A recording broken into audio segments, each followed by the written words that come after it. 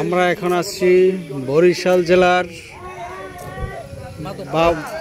বাবুগঞ্জ উপজেলার দিন মাধবপাশা ইউনিয়নের অন্তর্ভুক্ত দুর্গাসাগর। এখানে ভোলার তজুমউদ্দিন থেকে বিভিন্ন প্রতিষ্ঠানের প্রধান শিক্ষকরা উপস্থিত হয়েছেন। আপনারা দেখতে পাচ্ছেন দুর্গাসাগরের সৌন্দর্য। এই দুর্গাসাগর দেখতে অনেক দর্শনার্থী আসে, যা এখানে সরকারের একটা আয়ের উৎস এবং দর্শনীয় স্থান।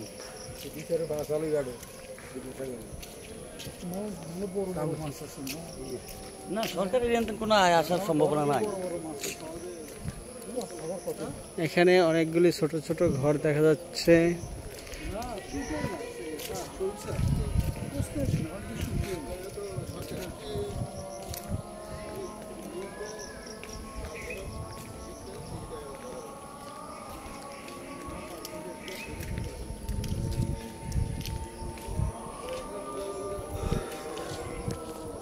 ধন্যবাদ দর্শক, আপনাদেরকে এই দুর্গাসাগরের সৌন্দর্য দেখাতে পারলাম এবং সকলে দুর্গাসাগরে আসার জন্য আমন্ত্রণ জানালাম। ধন্যবাদ।